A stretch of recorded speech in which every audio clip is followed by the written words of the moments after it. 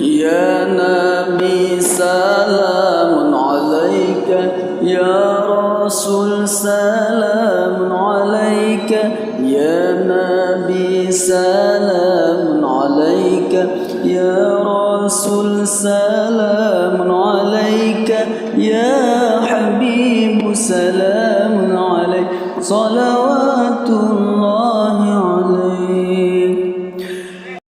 Biografi singkat Abu Tumin Blangbladeh. Abu Tumin lahir dari keluarga ulama dan pemuka masyarakat. Ayahnya Tengku Mahmud Syah adalah ulama, tokoh masyarakat dan pendiri Dayah. Semenjak kecil Abu Tumin telah dipersiapkan untuk menjadi seorang ulama yang paripurna. Mengawali pengembaraan ilmunya, Abu Tumin pernah mengecap pendidikan umum pada masa Belanda selama 3 tahun. Setelah kemerdekaan, Abu Tumin dalam usianya 12 tahun dimasukkan ke sekolah Sri, sekolah yang memiliki bahan ajaran yang memadai dalam bidang agama. Sambil bersekolah di Sri, Abu Tumin juga belajar langsung pada ayahnya ilmu-ilmu keislaman, terutama dasar-dasar kitab kuning dan ilmu alat seperti nahwu dan saraf. Selama lebih kurang 3 tahun Abu Tumin belajar dengan sungguh-sungguh kepada ayahnya Tengku Mahmud Syah yang juga ulama, telah memberikan bekal ilmu yang memadai untuk melanjutkan ke jenjang selanjutnya. Pada usianya 15 tahun, mulailah Abu Tumin belajar dari satu dayah ke dayah lainnya hingga berakhir di Labuhan Haji Darussalam dengan gurunya Syekh Mudawali Al-Khalidi. Abu Tumin pernah belajar beberapa bulan di Dayah Darul Atik Jeniep yang dipimpin oleh Abu Muhammad Saleh yang merupakan ayah dari Abon Samalanga. Setelah beberapa bulan di Dayah Jeniep, Abu Tumin kemudian melanjutkan pengajiannya ke Dayah Samalanga dalam beberapa bulan juga, kemudian beliau belajar di Dayah Melem Samalanga selama 1 tahun, dan terakhir di Dayah Pulau Redep yang dipimpin oleh Tengku Muhammad Pulau Redep selama 3 tahun sebelum ke Labuhan Haji. Maka dengan bekal ilmu yang memadai dari guru-guru itulah yang mengantarkan Abu Tumin muda dalam usianya 20 tahun berangkat ke Dayah Darussalam Labuhan Haji Aceh Selatan pada tahun 1953. Selain Abu Tumin, di tahun 1953 beberapa ulama lainnya juga tiba di Labuhan Haji untuk belajar pada Abuya Syekh Mudawali.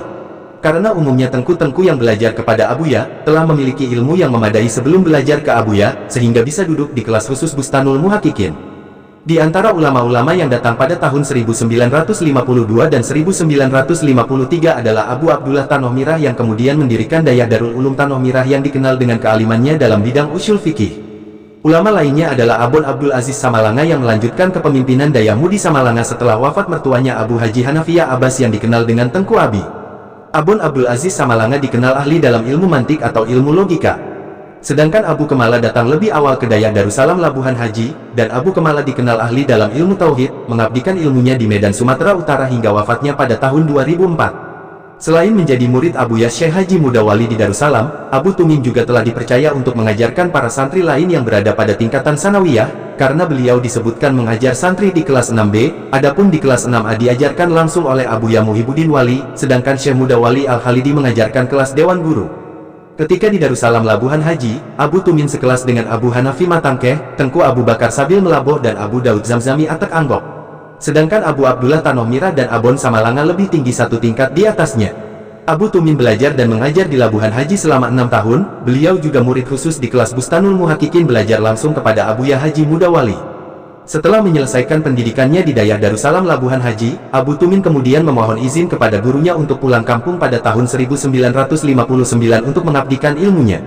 Sedangkan temannya seperti Abon Samalanga pulang kampung setahun sebelumnya pada tahun 1958 dan Abu Tanoh Mirah pulang di tahun 1957. Umumnya murid-murid Abuya yang datang di atas tahun 1952 dan 1953 pulang di akhir tahun 1959. Sedangkan generasi sebelum Abu Tumin yang datang ke Darussalam pada tahun 1945 dan 1947, mereka umumnya pulang di tahun 1956 seperti Abu Ya'ai Darus dan Abu Syamsuddin Sangkalan.